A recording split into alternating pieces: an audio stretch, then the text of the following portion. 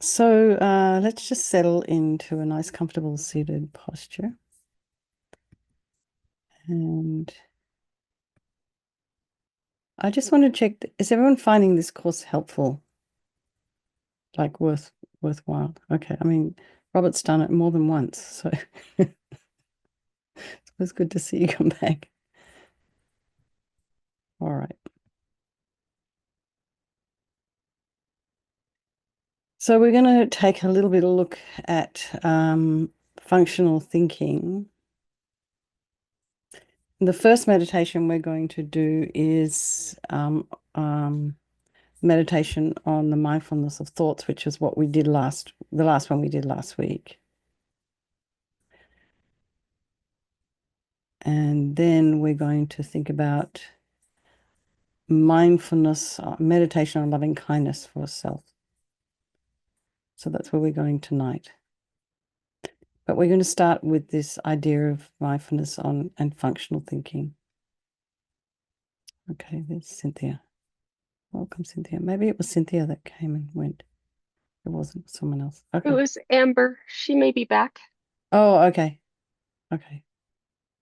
All right. So let's just start by settling into a comfortable seated posture. Maybe feel both feet flat on the floor. Perhaps feel the sensations of the ground and the earth, your socks, whatever texture your floor is. I have my legs crossed on the chair right now.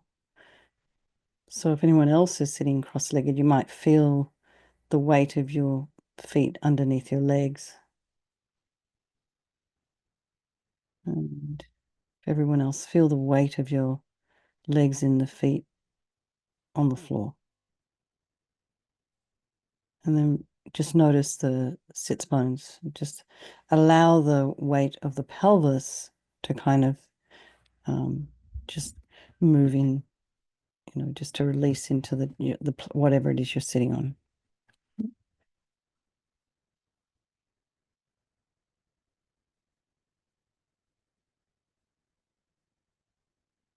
And just feel your hands in your lap. Notice their weight. And imagine your spine is a beautiful string of pearls of light stretching from the base all the way up through the crown of the head and beyond. And you just imagine you're putting some space in between your vertebrae. And so immediately your spine starts to lengthen. And see if you can align your shoulders with your hips. So imagine you have these little kind of Dr. Spock ears. Someone's pulling them up and then very gently gliding your head back in alignment with your shoulders.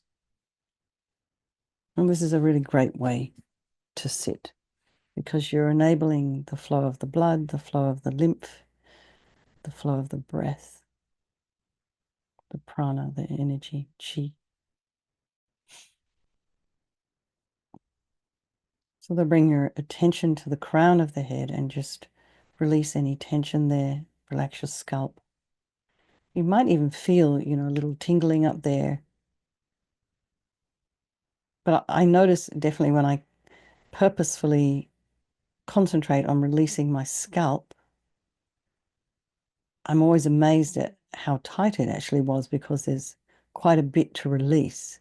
And then I notice my face sort of starts to release as well. So just feel if that's the same for you. Relaxing the forehead, the eyes, the eyelashes, the back of the eye.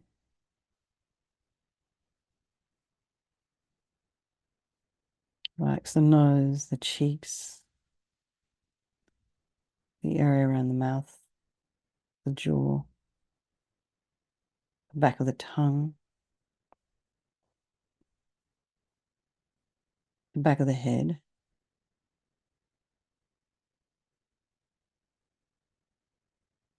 And relax the ears, the inner ear. Maybe see if you can relax your temples. And go back to the neck and see if you can release any tension in your neck. Just letting your shoulders sort of gently drop down. Then move to the throat and release any tension in your throat. Relax the chest, the belly, and all of your limbs.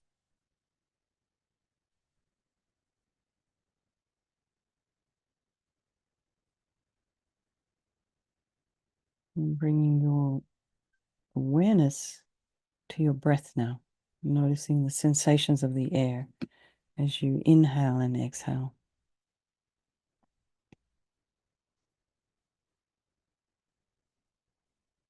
So we have these tiny little hairs inside the nose, the nostrils. So you might feel just this cool air flowing in, slightly warmer air flowing out.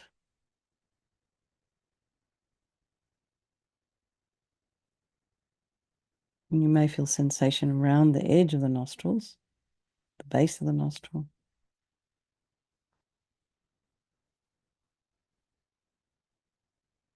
And then come back to your chest cavity and just see if you can experience that 360-degree expansion.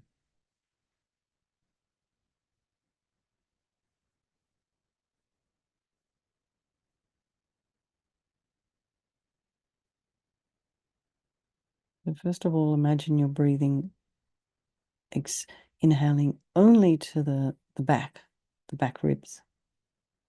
And as you exhale, just notice them kind of contracting. Then focus on the right side as you breathe in and out. And focus on the left. And now the front.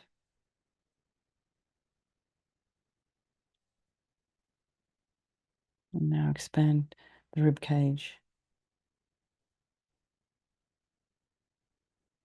360-degree expansion. And then as you exhale, the diaphragm rises up, pushing all that stale air out. And you may notice the belly rising and falling off the belly.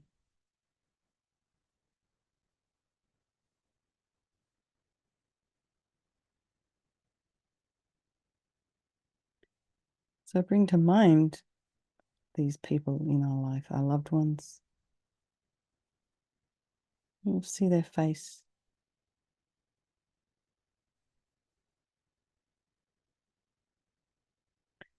The youngest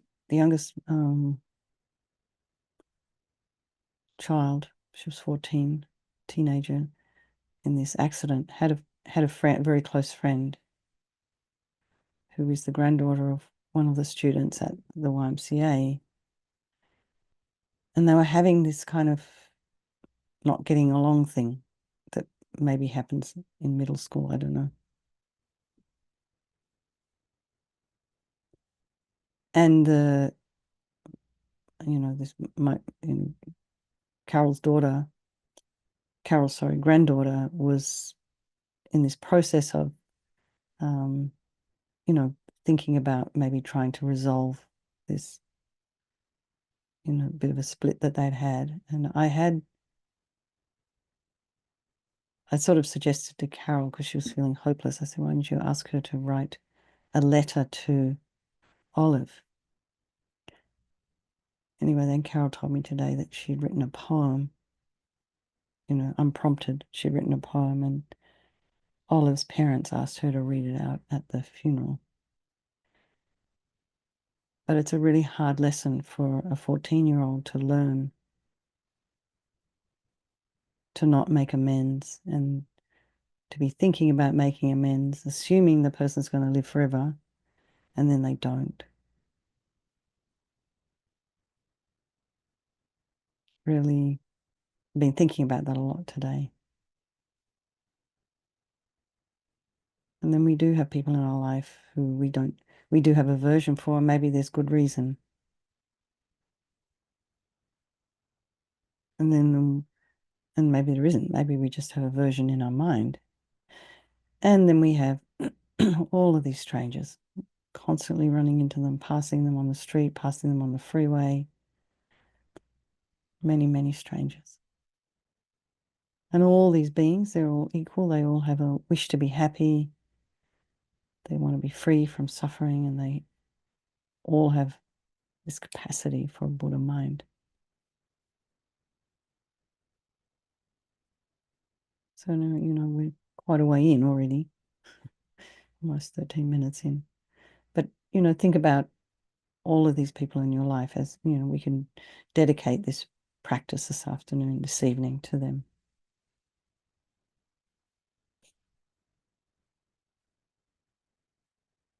And maybe think, because of this practice, because of meditating here and thinking about all these different things, somehow anybody who sees me or hears me or looks at me or smells me or touches me gets some benefit from it because of the lineage that we're practicing.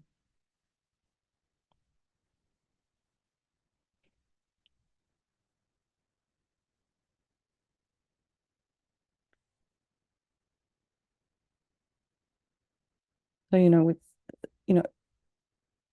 we do think about our thought processes when we do that little meditation at the beginning, just checking in with ourselves, checking in with what's going on in our mind. And as we sort of start to apply more of this kind of mindful way of being, we do become aware of all the different things that we're thinking about. And sometimes we think we're getting worse. I think I mentioned this one. I don't know if I mentioned it with this in this class, but one of our monks, and he lives um, kind of down south. We have a meditation retreat place called Land of Calm Abiding. It's near San Luis Obispo, out in the bush. And one of the monks there did a 3-year Yamantaka retreat, something like that. And at the end of the retreat, he came out to see Rinpoche and he said, I've done all this practice and I just feel like I'm getting worse. And Rinpoche was just delighted. He said, oh, that's great. The dirt has to come out. The dirt has to come out. And he kind of laughed and slapped his knee and blah, blah, blah. And the thing also too was that with this monk Roger, he was feeling, that's not Roger Rinpoche's attendant, it's not that Roger, it's another Roger. He was feeling probably what was happening is he was starting to see more and more of the way he was thinking, and he was probably getting in touch with a lot of anger that was probably there, but he didn't notice it before.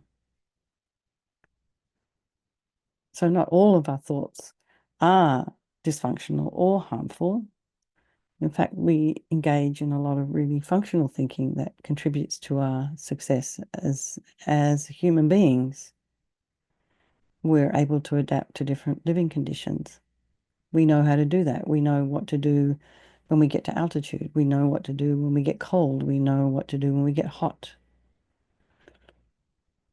And, this ability we have to think as human beings is enormously creative. We have incredible problem-solving capacity. We make tools to do things. We build shelters. And we're constantly thinking of ways to make our life more convenient. So in this practice of kind of being mindful about our thinking, we become a little bit more proficient in recognizing thinking as thinking. And we can refine our power of discernment by differentiating the types of thinking our attention is involved in. So thoughts about the past could be noted as, well, that's remembering. So we can categorize our thoughts. And those on planning can be thought of as planning. And you can have daydreaming or rumination. And this way we can become more mindful and a little bit wiser in regards to the types of habitual thinking we tend to engage in. And, as I've said, and I know this with myself, I can be 5 miles down the road before I realized I've been on a story somewhere, somehow.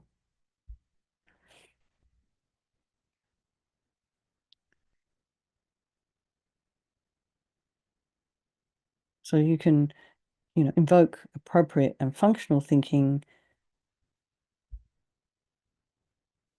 and strengthen your, recognition of the nature of your functional thinking. So as soon as you see it, you recognize it, like that's functional thinking. Even though we may be using just a few simple terms like remembering, worrying, daydreaming, and so on in the practice, this act of noting or labeling these words or concepts is also a form of thinking. So it's thinking about thinking in a way. And so this can be also regarded as functional thinking because it serves the function of helping to strengthen the discernment of thoughts.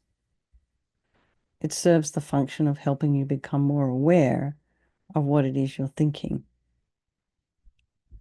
And then you can protect your mind from falling back into believing in and following the involuntary, non-functional, maladaptive kind of thoughts. And then you can also learn to be a little bit more aware of recognizing when you are falling into habitual thinking. And then you can sort of understand a little bit more about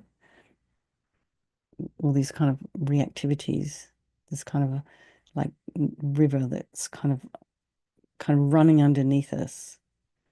And sometimes reactivities drive our choices and our actions.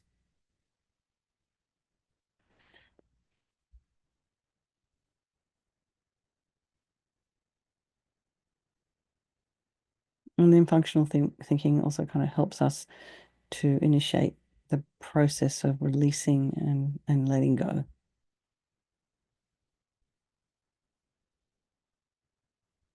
And then we just kind of pull away from our investment or, in a way, our attachment, um, our attention to the belief in the contents of these habitual reactive thoughts. You start to learn that this is not reality. So I was just on another call before this. I'm doing this Ayurvedic cleanse. One of the slides the group leader was put up was about how now they're doing research now into how emotions can get carried by the cells, moving at a cellular level. And I need to look further into the process of how this happens. But she was talking about how some of these emotions can get trapped. And there was a little bit of an explanation about how. But see, what I think what we have to understand is that, everything that we ingest, everything that we think, everything that we see, everything we watch, it just doesn't come in one ear and go out the other. It kind of just stays with you. So I guess we need to be kind of as careful as we would with, what we eat.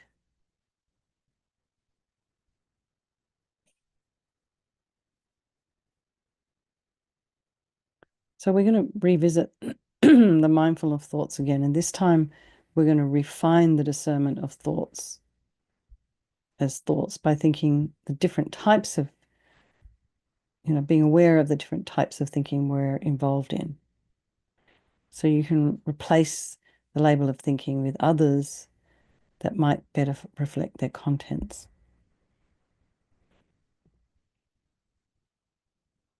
So you want the labels to be kind of both accurate and neutral in turn. So you don't sort of fall into this negative, judgmental kind of attitude towards yourself and towards your thoughts. So, possibly what someone mentioned before, remembering, planning, daydreaming, worrying, judging, anger. And in this way, we become more mindful and wiser in regards to the different types of thoughts we're thinking and thinking about. So we'll go back and do this mindfulness of thinking, mindfulness of thoughts.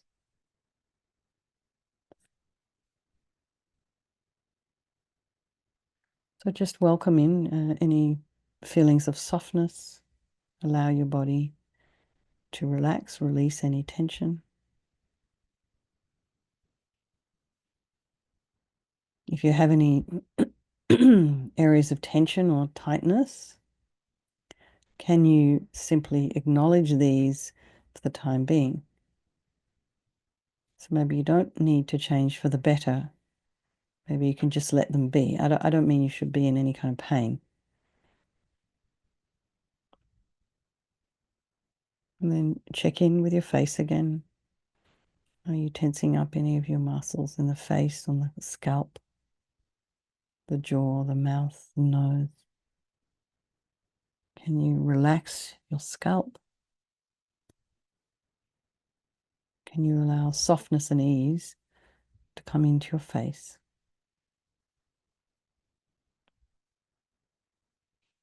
And just allow this softening, this relaxing to spread on its own to the rest of the body, helping your body to settle into meditation in its own time.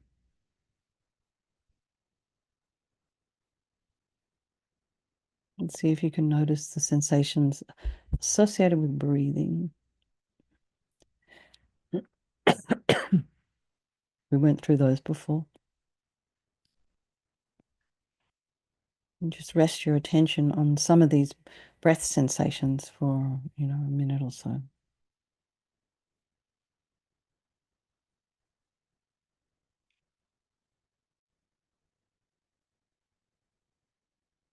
And then as you exhale, use that as an opportunity to releasing anything unhelpful and unwanted. In the same way we breathe out to release the stale air in our lungs. That exchange.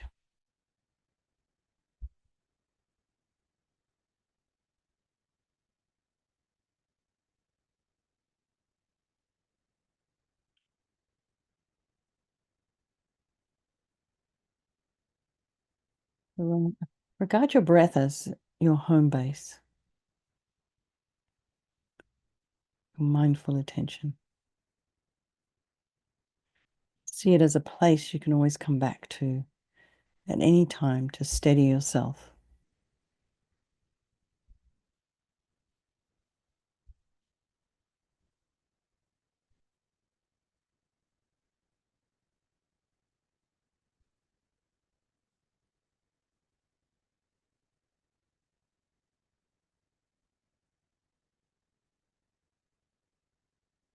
Remember our friend introspection.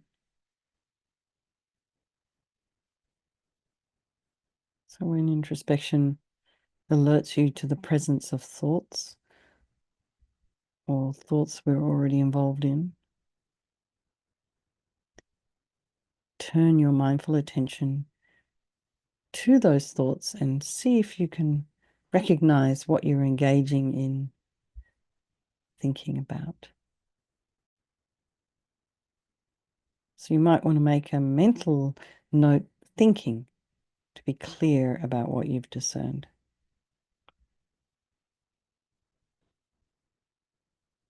So let's for 5 minutes, just do that. And, make your own categories: planning, ruminating, fantasy, anger, jealousy. You can just label all the thoughts as they arise. Well, there's anxiety.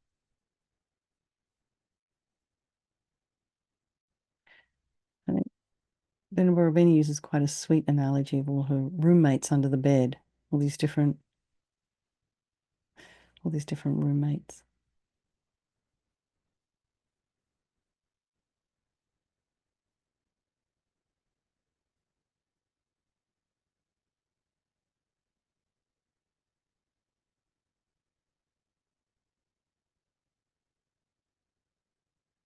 And so try not to get kind of entangled in the contents of the thoughts.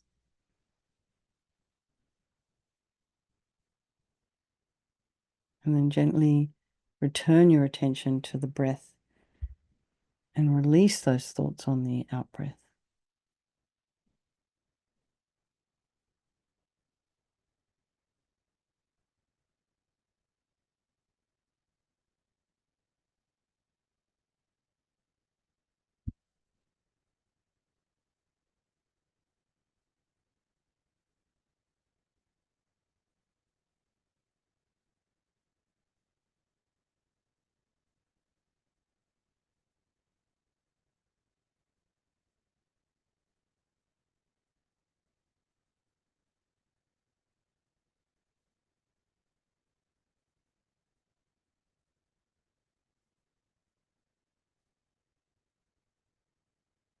I don't know if any of you ever saw the movie Inside Out. All the different characters in that movie were different emotions of this child.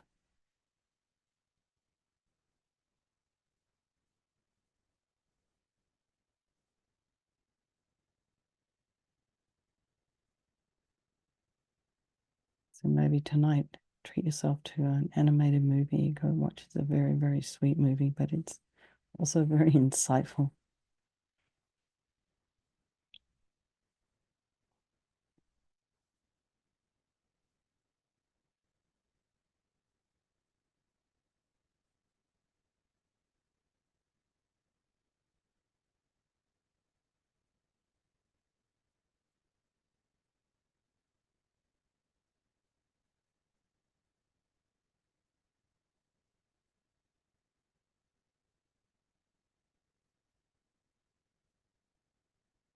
And when you notice your attention is drawn back into thinking, try and discern what it is you're thinking and come back to the breath.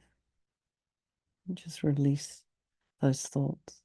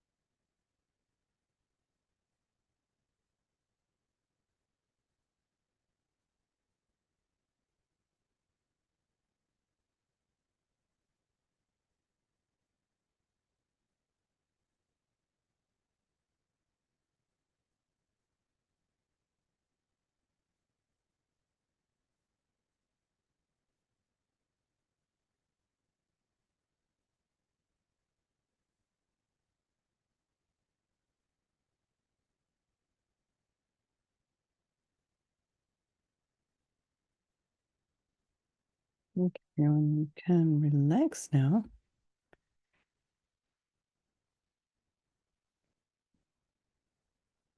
Just very slowly open your eyes and come back.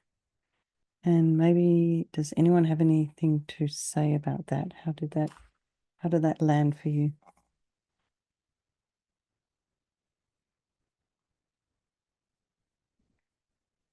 I know, Robert, you've done it before.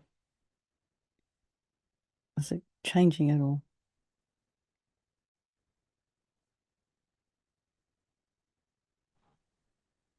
The only thing I notice is at the moment you realize you're thinking, kind of watching the attitude.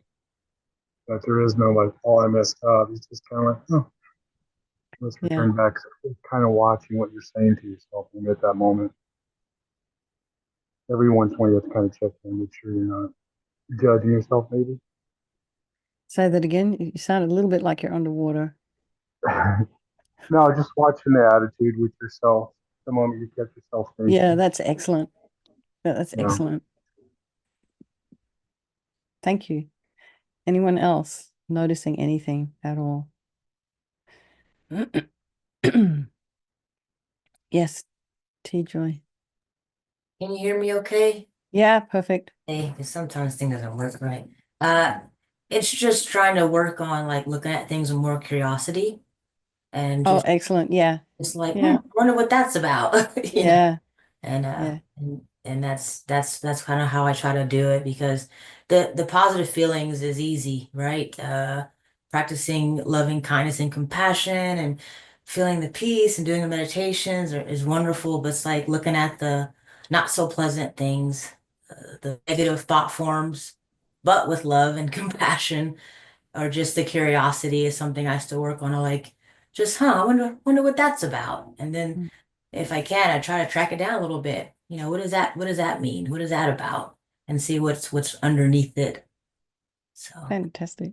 That's great. That's great work there. And I think also too, sometimes those more negative thoughts can kind of take you a little bit by surprise.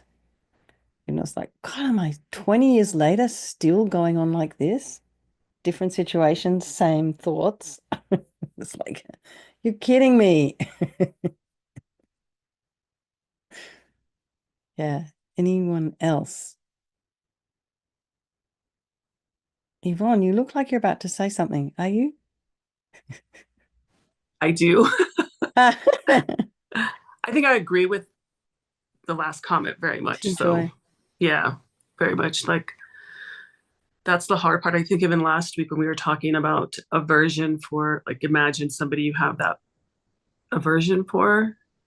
I guess I just wonder, that's so difficult, especially with a person that you have. I mean, I don't want to use, like, for example, what's going on today in the world. And it's hard to imagine that for some people that are really bringing really a lot of aversion for how things are in the world. And how do you turn that into compassion for someone that you just can't really sometimes see that something positive in? And that's really hard for me, I think, to that level. So I just wonder if it's a good idea to start like maybe with somebody that's a little Yeah, less, yeah. right? Someone that's you're not going to that level because that's just going to be very hard. Excuse I'm not me. using names, but I just cannot get to that place yet with that. Some people that we have around right now that are, anyway, I don't want to get into anything like that, but that's just really hard with someone that I see with, it's really hard to have compassion and see anything in that, see that in I guess person. So maybe I need to start with something lower, like somebody that Yes, right, maybe I guess that's a kind of like a question. exactly. I mean, in the, do you come to the Vajrasattva at night time? It's Vajrasattva practice. Okay. No, but I've thought about it and I think that might be something I might start. Oh, yeah. Come to Mm-hmm. that. Okay. So there's a little section in the end called resolve where you kind of make a decision about not wanting to refrain from harming. And you start to think about things that you are harmful to yourself, like little habits that we have, and sort of thinking about working on that or releasing that or just even becoming aware of that. And the suggestion always is to start with something simple. Start with something that doesn't create too much reactivity within you. We've all got big stuff.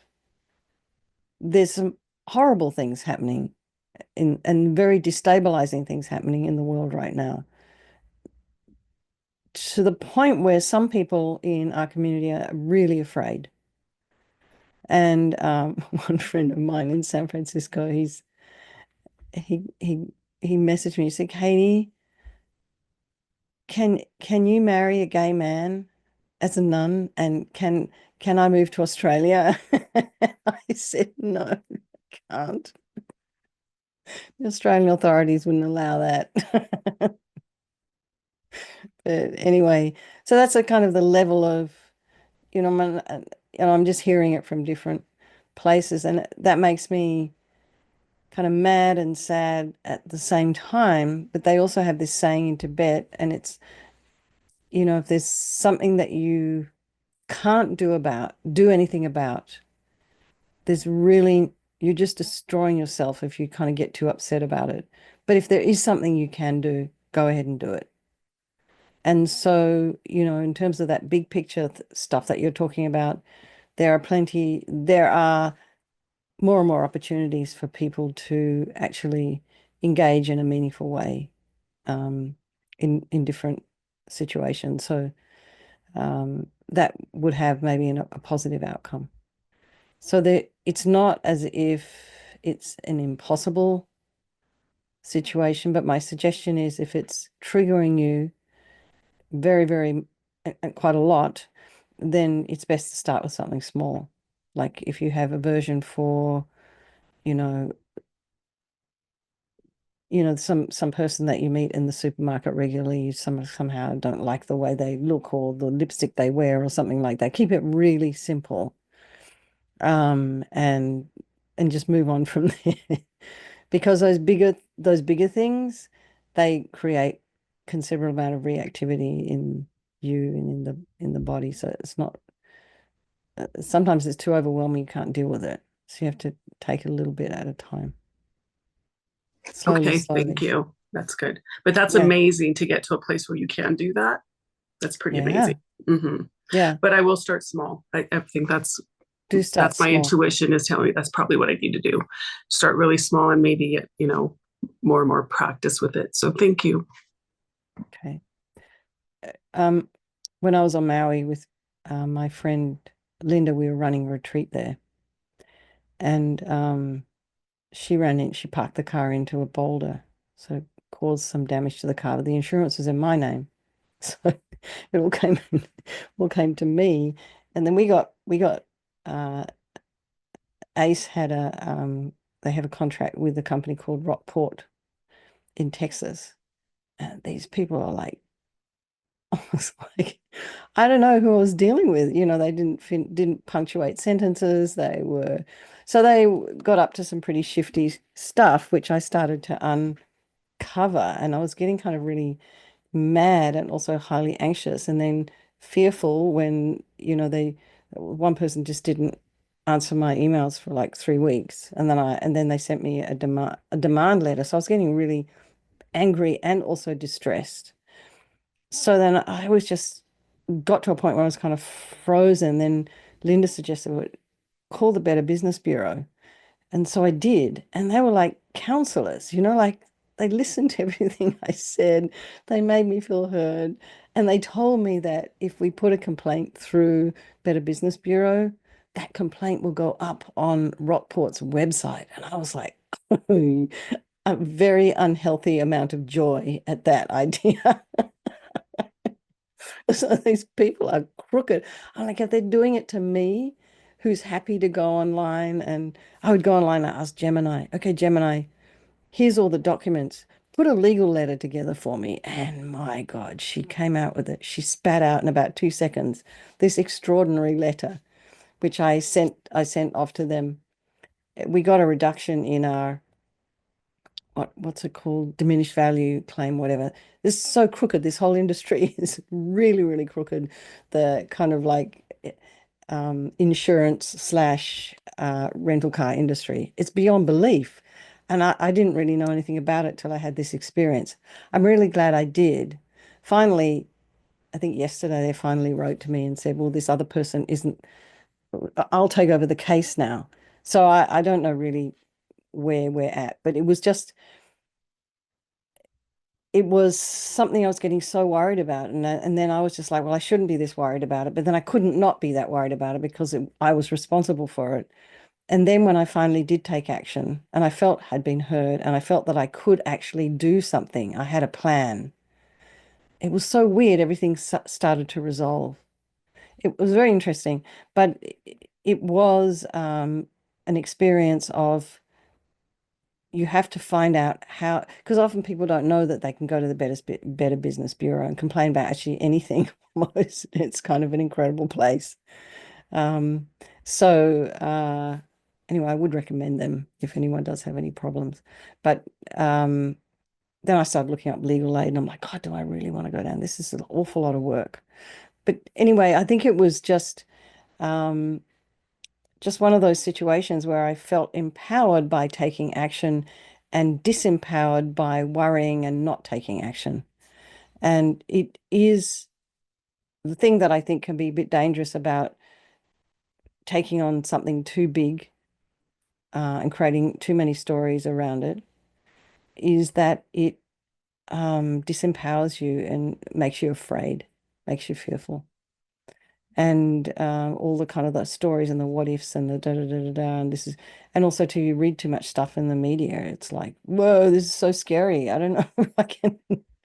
And I'm gonna, yeah. So I think it's best to breathe, keep yourself safe, and do what you need to do.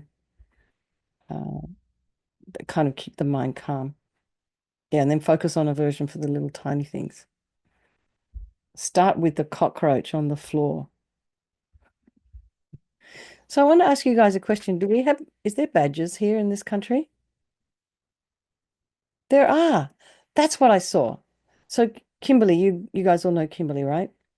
Who comes she has cancer stage 4.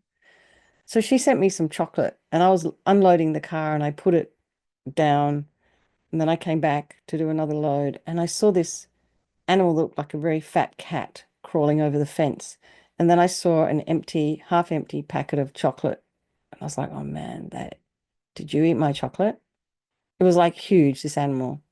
And I just saw on a video today a badger, and I'm like, oh, it was a badger. I thought it was a raccoon, but it wasn't. It was a badger. And then that badger had eaten one whole bar and half a bar. And I'm like, man, you are going to be so sick. I'm so sorry. Anyway, sorry, that's just a little sidetrack. So anyone else? Anything else? Anything else? Anyone? About what we've just been talking. Dawn, yes. I can see your hand moving towards you. Hi, beautiful Hi. Katie. Thank Hi, you nice so to see much. you.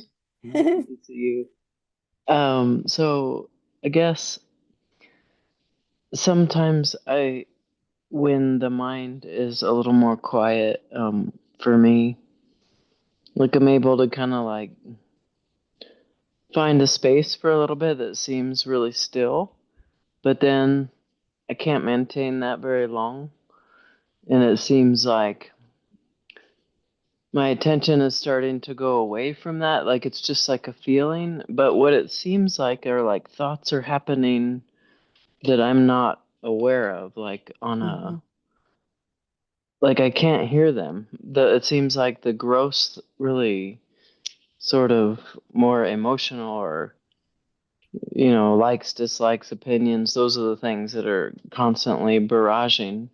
But like lots of stories can take over, whether it's positive or negative, like you were talking about. But it seems like the stories start to happen on a level that it's like begins to take my attention away from that sort of just resting spot. And then then some thoughts start coming, but I've been noticing that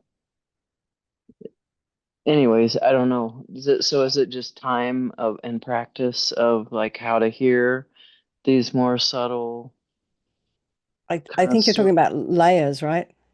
You're talking about layers. And I think, I'm really curious about this emotions being caught in cells, in us cells. Like, where else are they being kept actually? Like, where are the emotions? I mean, they've got to be in the body, right? true. In Hmm. the neurons, the Well, neurological pathways. So the research that I was in very curious about when I was a psychologist when I was in Australia was this plasticity, this the neurological pathways. So if you don't continuously go down this one pathway, it starts to atrophy. hmm. But you need to be aware of it. So I think, it was like Venerable Roger when he was, after he did his 3-year retreat and he came out, he felt like he'd failed his retreat because he was still really angry. But I think, and Rinpoche was delighted. He thought, oh yeah, the dirt has to come out.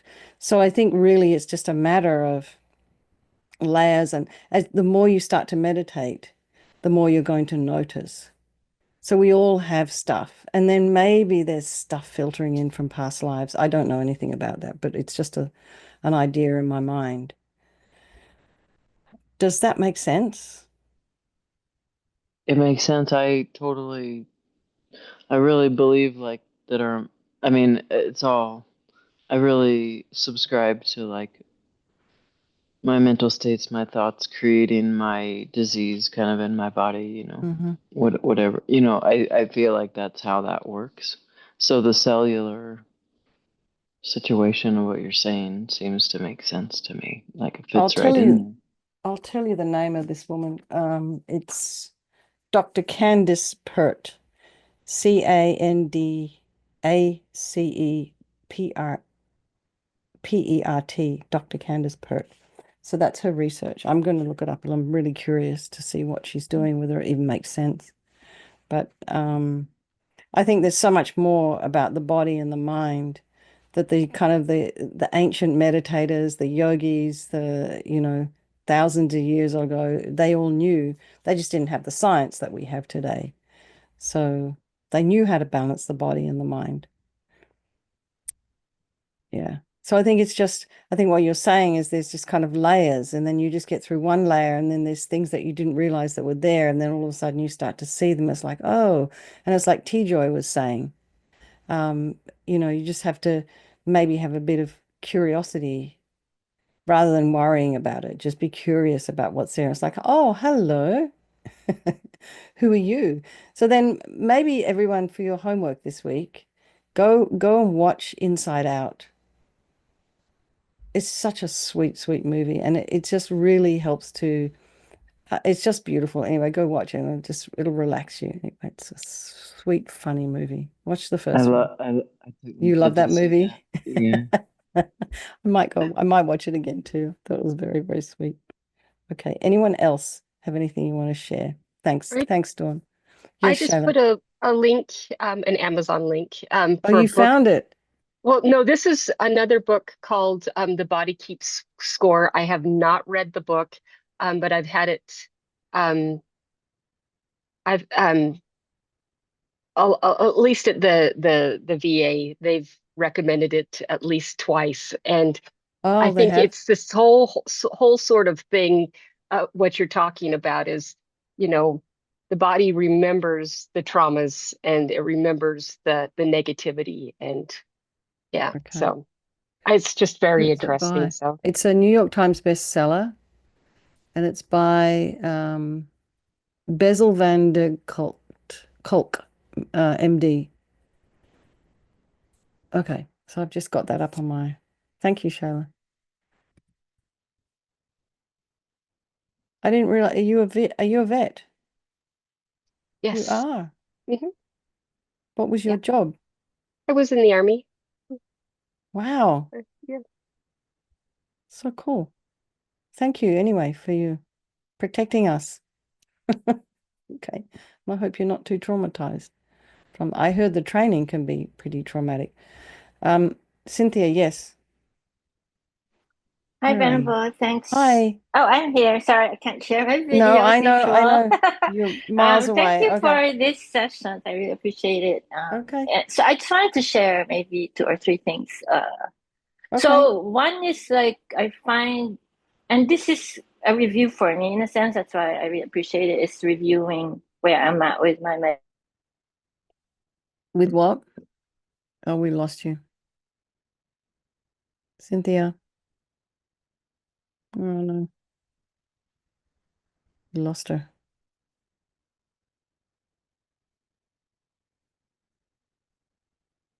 Okay, while her internet's coming back. Anybody else have anything they'd like to share? Oh, You're there you like, are. Cynthia, we lost you for a good minute. sorry. You can see me now. Okay. No, I can't see. I think that's the reason why I can't share. So. Okay, yeah. Oh, Cynthia, maybe put it in the chat. If you have something that put those three things you wanted to say in the chat. And I haven't heard from Mary Jo or Alice or Can you hear Bev. me now? I can hear you now. Oh, okay. Sorry about that. So this, I think I said that there's a distraction, the general distraction of just the mind being excited. And the second, which I find more challenging, which is when observing and we just want to let go. So I kind of think at what point, so then I start to ruminate and think, should I analyze because I need to address what's coming up?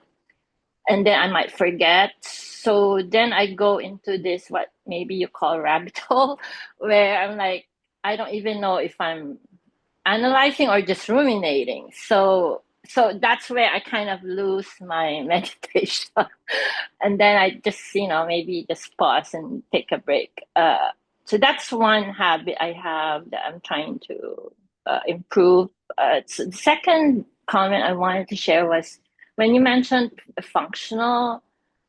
I also struggle with that because I've been to the classes where they explain conventional and ultimate reality, and in fact, the thing is we do live in a samsaric world, so we have to deal with this functional conventional realities. And so how do you, so I'm like challenging and saying, how are we, am I able to improve myself in such an existence? So that's a struggle I have.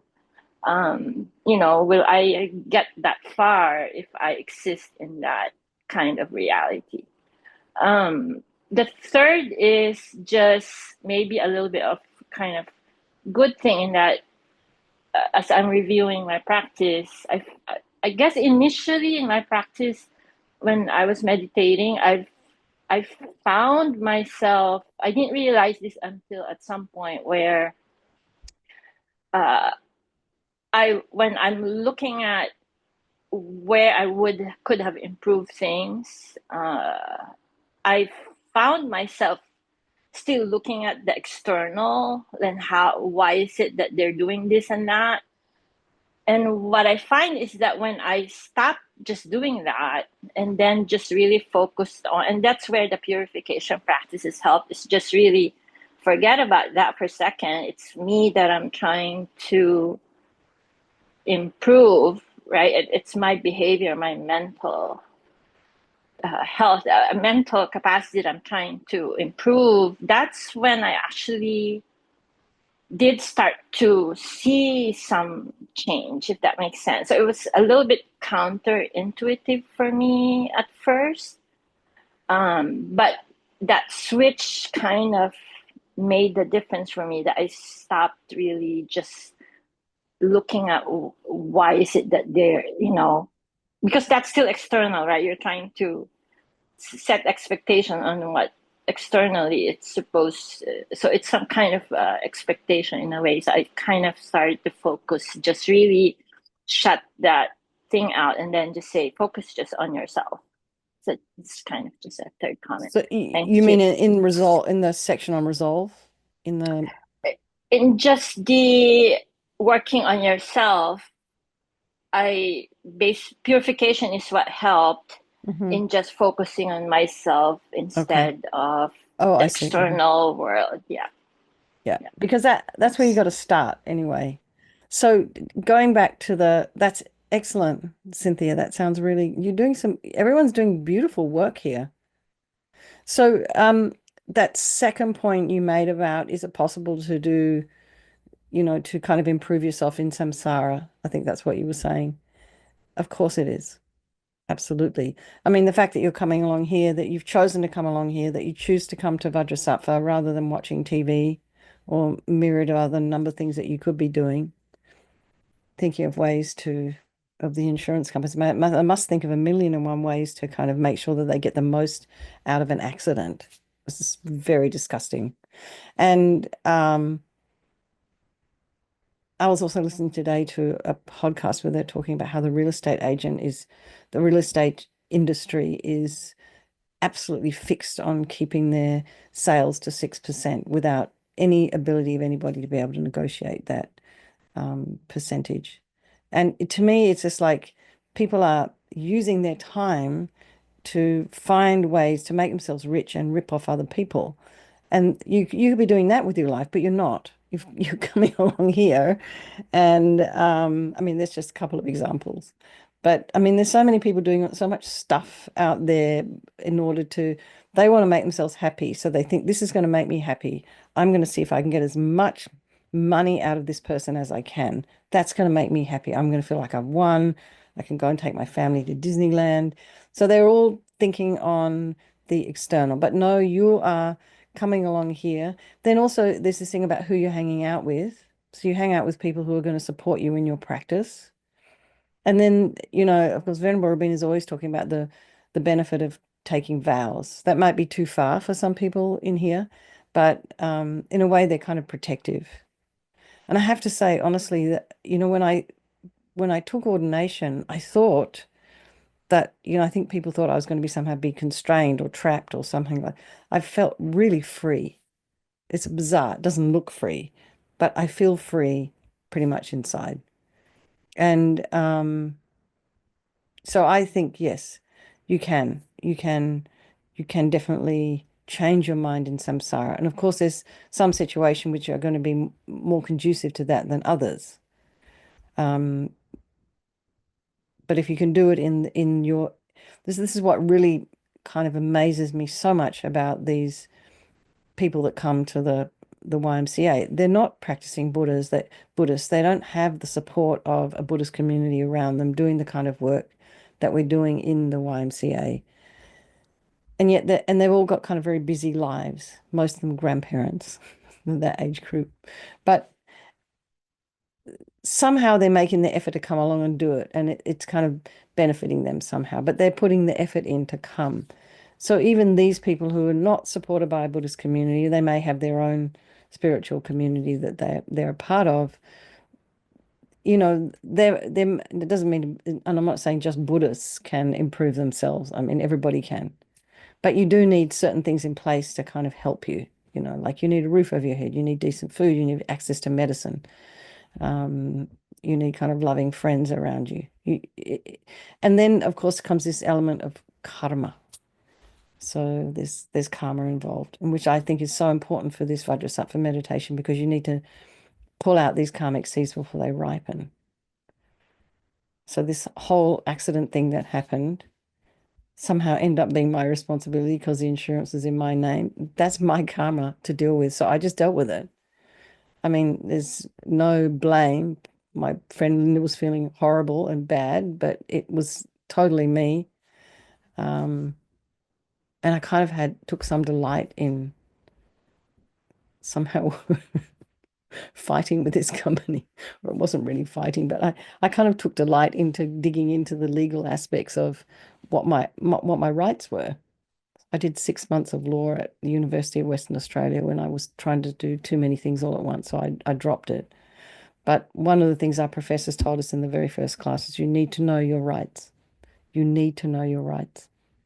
And I think everybody needs to know their rights. Anyway, there's that, Cynthia. And then the first thing you were talking about was so many things going on in your mind. You didn't know which to focus on, and it kind of drives, you get kind of caught up in your own movies. So I think the simplest way to deal with that, similar to Dawn, is when you become aware of that kind of thinking, you go, oh, so curious. Just let it go. I don't need to think about this right now. I'm going to go back to my meditation.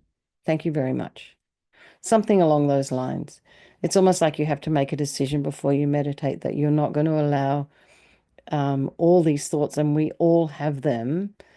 And this is where you can develop some compassion for yourself and for others, is that we all have these thoughts, we all have these extraordinary distractions, and know that they're there, love them, and then come back to your breath. Does that make sense? Okay, good. So I haven't heard from Alice or Mary Jo or Bill. Bill has something he wants to say. Okay.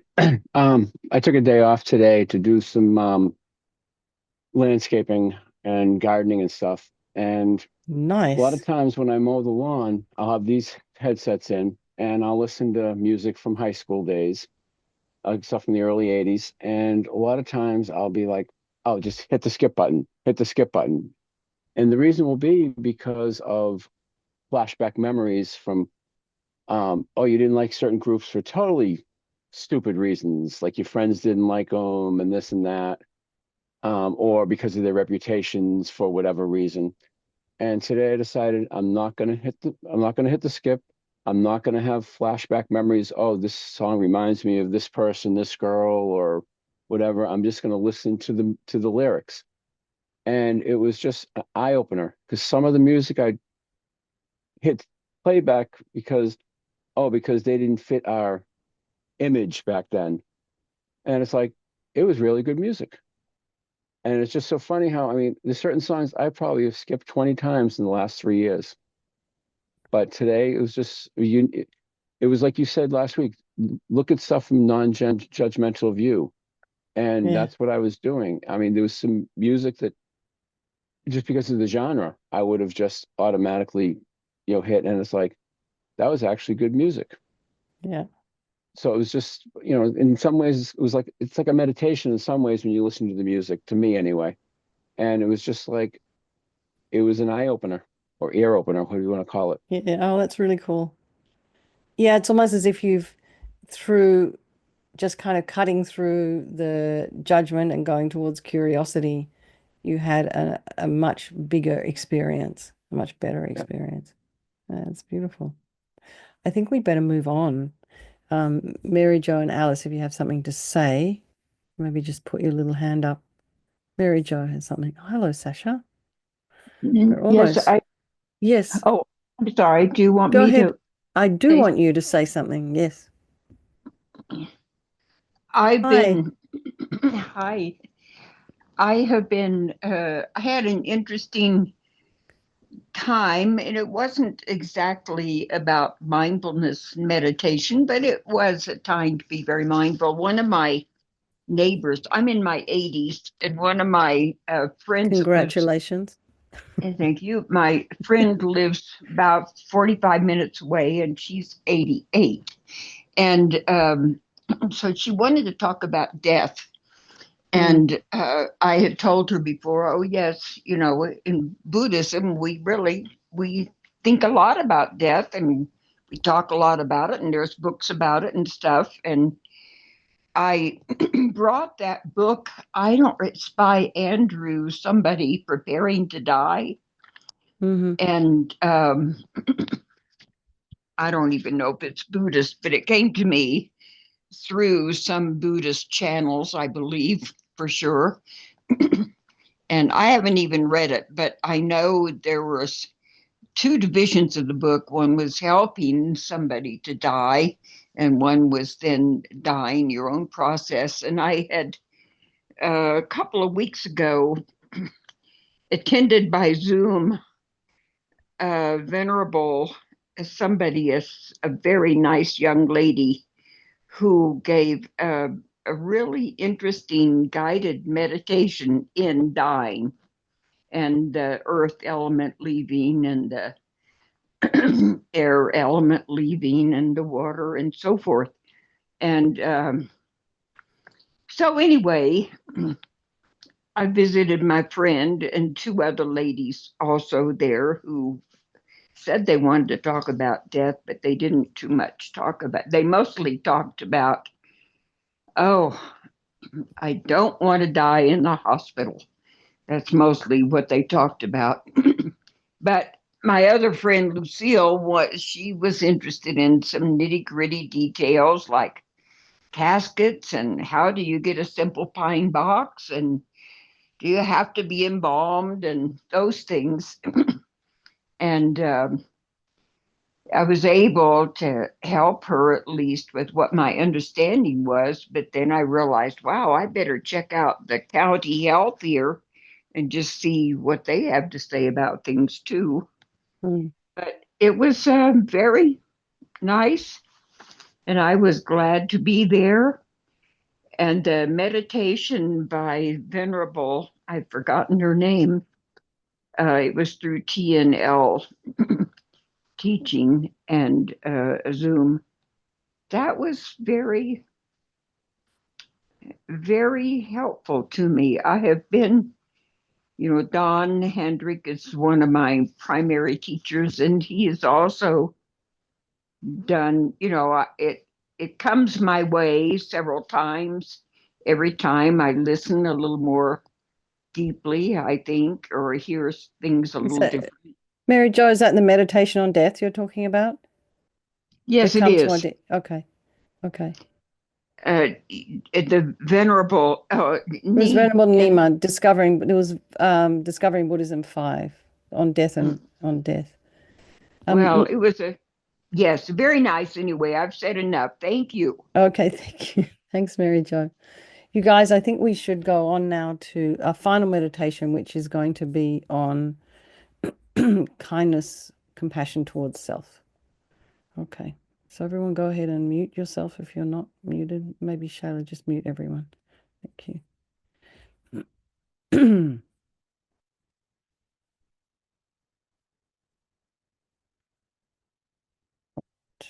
So let's just settle again into your meditation posture.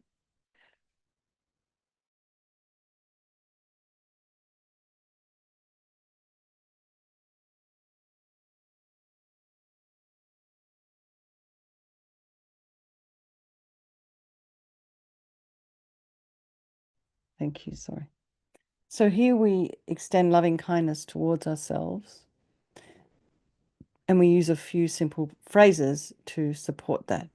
So you are free to experiment with different words, changing them as we go along.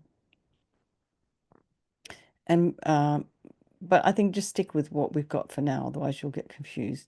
But you repeat them slowly and mindfully, and start channeling your attention into the direction of genuine care and concern towards yourself. And I really think we don't do enough of that. I think we're very good at taking care of other people. We do take care of ourselves in a certain way, but I think if we were really to take care of ourselves, our lives might be a little different.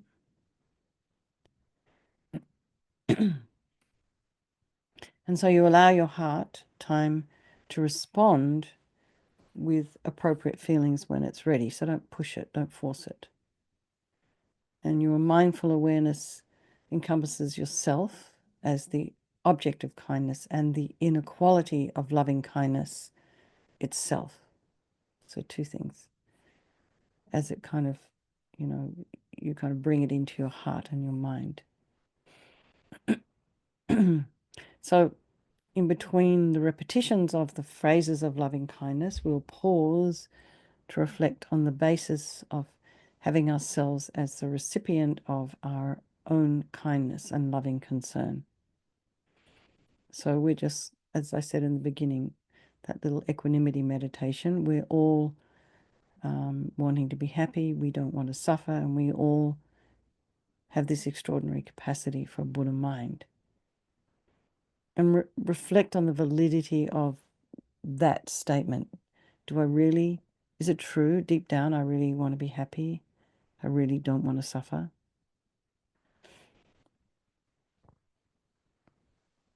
So you can strengthen the quality of loving kindness towards yourself.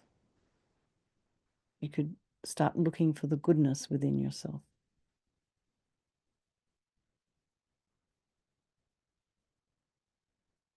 For other people, they might want to sense your own yearning for love or remembering past experience of happiness and wishing that for yourself again. And for some of us, no reason is needed to extend loving kindness to yourself. So allow your body to soften and relax. Make sure it's aligned nicely.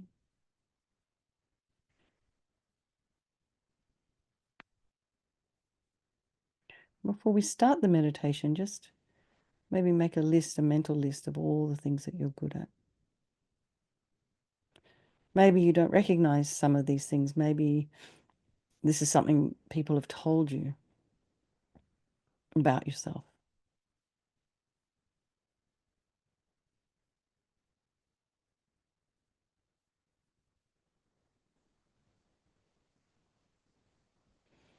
So make a little list.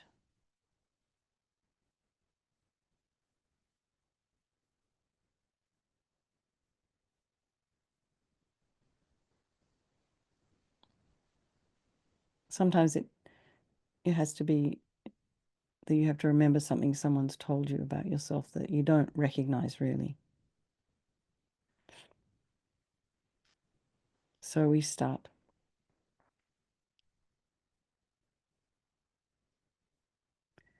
May I live in safety.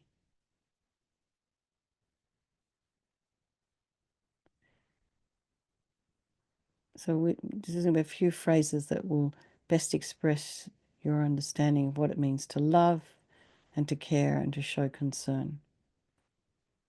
May I live in safety. So this is wishing yourself to feel safe and to have security in life. This is everybody's right.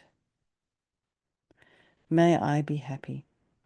Wishing oneself to feel joy, cheerfulness and happiness in the mind and heart.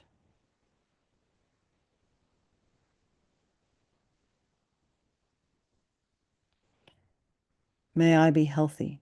Wishing oneself to enjoy physical health and well-being.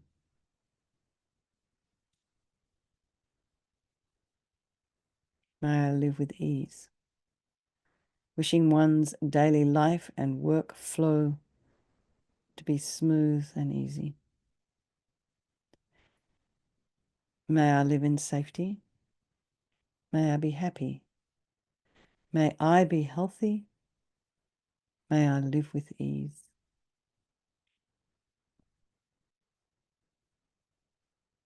So you can repeat the phrases slowly and mindfully at your own pace and stay connected to the intentions behind these words and extend loving kindness towards yourself.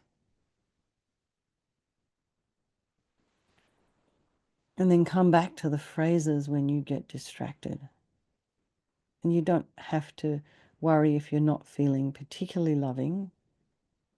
You just need to give your heart plenty of time to respond in its own way. And meanwhile, you can just rely on the words to guide your heart towards loving kindness.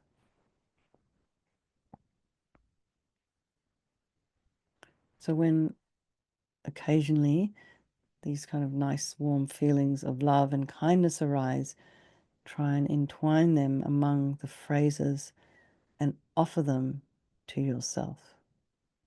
May I live in safety. May I be happy. May I be healthy. May I live with ease.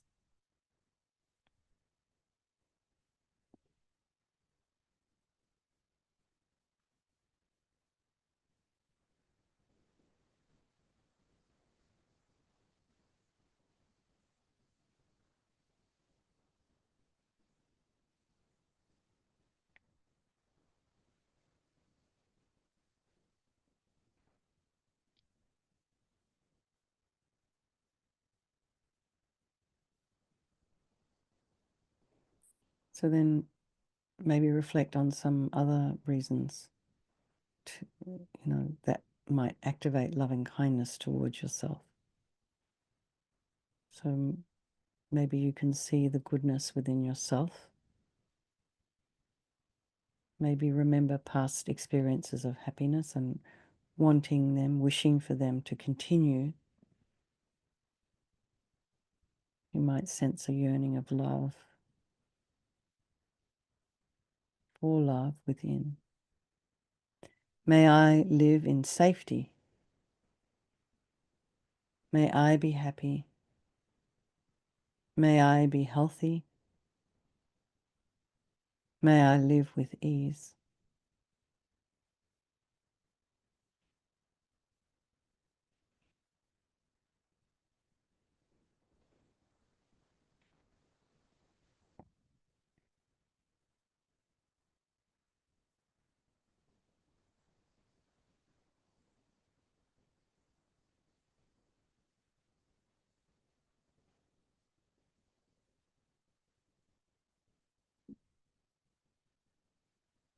May I live in safety. May I be happy. May I be healthy. May I live with ease.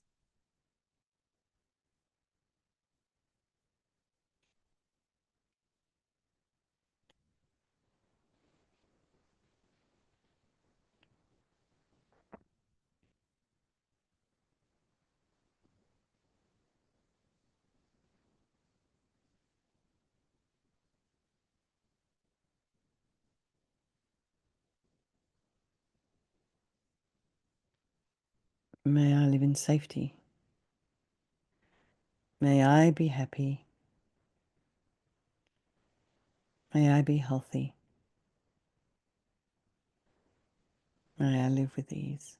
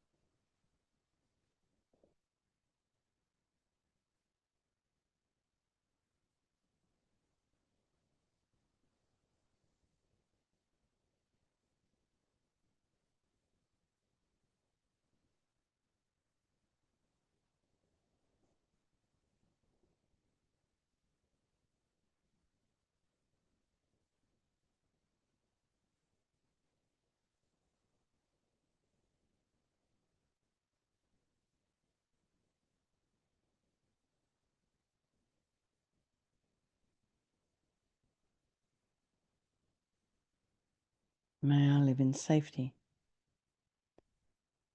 May I be happy. May I be healthy. May I live with ease.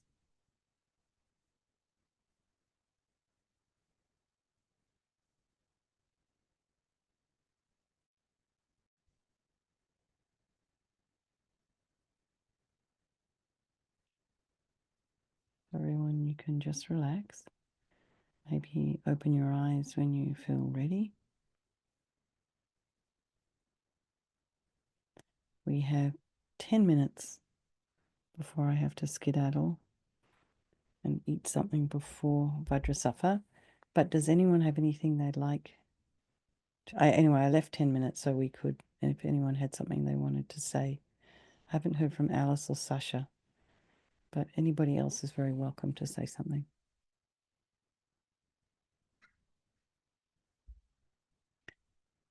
A lot of you look poised to say something, so just go ahead and unmute yourself.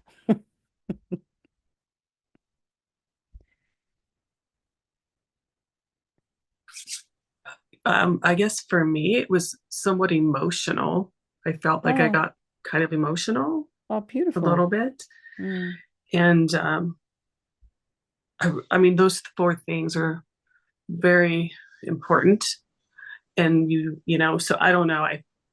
I thought about when I was a child. It kind of reminded me of being a child where you're kind of free and you are more healthy usually. And just that I know I probably shouldn't be thinking about that stuff, but that's what my thoughts were going to, like when I was a child, how I felt at ease and no worries and things like that. So and I have a hard time doing that. Like, you know, thinking of myself, I tend to think of a lot of other people. Right.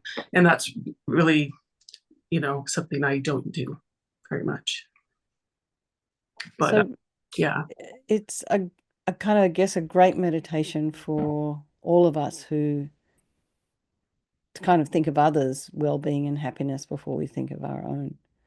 But it does sound as if you had a wonderful childhood, if you didn't have to worry about a roof over your head or food in your mouth, or, you for the know. most part, not 100%, but Well, of course, I think none of us had a 100%. right. Yeah, but yeah. but definitely, I think I was a lot more free and at ease and things like that, which you know, I missed that. It just reminded me of that part of my childhood. So there was that one section in the meditation where it said, you know, if you showing loving kindness toward yourself. And so you invoked that childhood memory. Oh, that's beautiful. Thank you for sharing that. Thank you. Anyone else? 7 minutes left. Anything you want to share? Burning anything?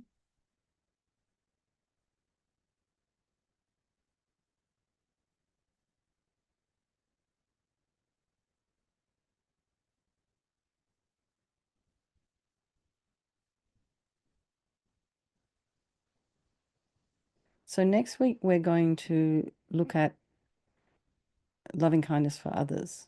So you're going to find that a little bit easier. But I think also too, this loving kindness for self, we're in a kind of environment right now where it's spring, so there's a lot of change in spring. I think also too, there's a lot of changes happening, in our external environment as well. So this is a really good time to start nurturing yourself and taking care of yourself.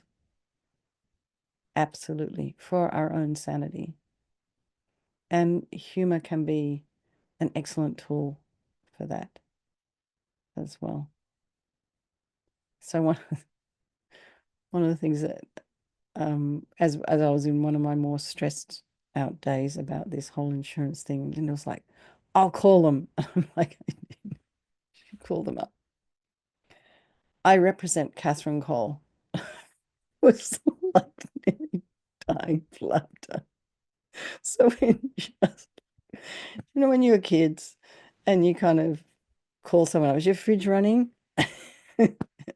Slam down or bang on the door or something like that. I just felt like that. We were two 65-year-olds acting like children, but it certainly released the tension. She's like, what's your phone number? Because it's in her phone and I don't remember anybody's phone number because it's in my phone. Yeah, anyway, so that's just, there are also some very, very clever, very funny comedians on point out there that maybe kind of help lighten things up a bit and make you feel like you're not alone. So that's an important thing too as well. But I think right now, really focus this week, if everybody wouldn't mind, on taking care of yourself and directing loving kindness toward yourself in whatever form that might take. So for Bill, it was going through all of his playlist and then discovering something kind of magical inside that playlist that he didn't realize was there, because in his elementary school mind, we didn't listen to that song because that wasn't cool or whatever. So, maybe do something for yourself this week. Just do one thing that nurtures you. Can everyone do that?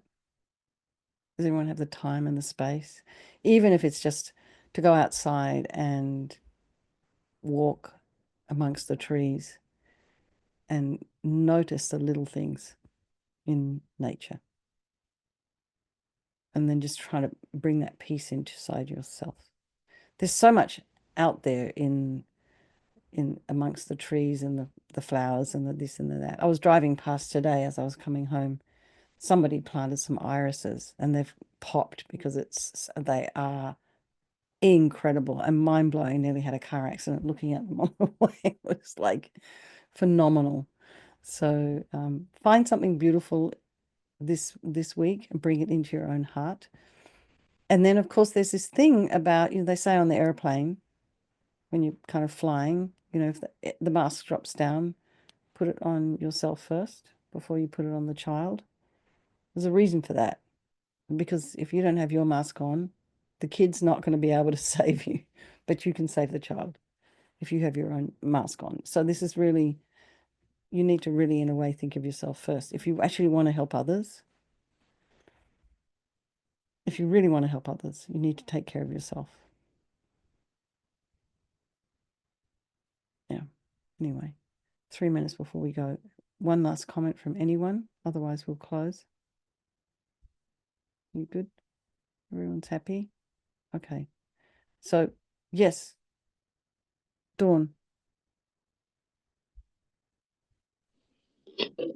Okay, so just to clarify my question, I wasn't very clear before, but so for me to hear more subtle states of mind or thoughts or opinions that, that seem to me that are running under the surface that I can't quite hear a definitive thought of, like that's just going to require my patience and my practice, right? To just keep. Absolutely. Yeah. Okay.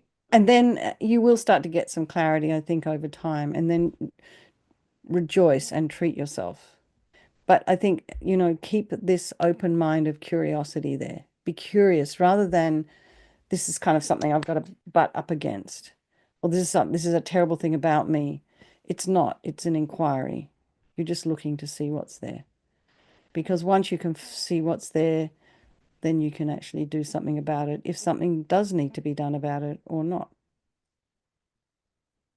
So today when I went to the eye doctor before I came here, I have this, I think apparently we all get it as we get older, but I have this something going on in the back of my eye. So I had one test. It showed something. So he wanted to get a deeper test to make sure there wasn't something super weird going on. And definitely looks odd.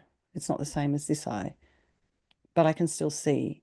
But the thing was that was interesting about this machine is it enabled another layer of kind of inquiry into what was going on physically in my eye. So I think we can do the same thing mentally. It's like all these extraordinary machines. I mean, the machines they have at the eye doctor now are just fascinating. You see kind of a slice of your eye, your eyeball in this machine. It's just fantastic. But I think we can do the same thing with our mind.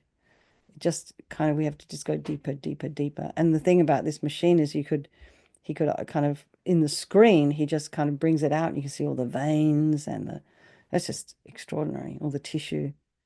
So I think we do the same thing here. And then, of course, you don't want to get too wrapped up in all of the thoughts. So maybe take a step out. So one of the things Lama Zopa Rinpoche advised me when I did my retreat in Australia, I did this 1 year on Kangaroo Island. And he said, go and look out at the ocean. Go and look at a distance. Get a different viewpoint from being in your little hut. So I would take my afternoon tea down to the stupa. They were still building it at that point, and I would climb up the stupa, and I could see the ocean from there, and I would just sit there and drink my tea and look out to the ocean. So if you have somewhere like that around you, and you do there in Santa Fe, is that where you are right now? Yes. Yeah. Go for a walk and look out in the distance, and that's very, very helpful. I found that really helpful advice from Rinpoche. So when this kind of work, even though we're not in retreat, we're kind of doing this kind of really detailed, in-depth work. So it needs to be supported. Treat yourself to your favorite drink. Go hang out with your friend. Take care of yourself. Have a bath. Look into the distance. Give yourself some time. And then slowly, slowly, but it's not going to happen overnight. Okay, everyone. Thank you, Venerable I have Katy. to go. I have dinner. My pleasure. Lots of love, everybody. Yes. Shayla, thank you for hosting. And I will see you, some of you, I'll see you in Vajrasattva. And otherwise, I will see you next week, next Monday. Okay, thank you. Thank you, Lots of love, Venerable. everybody.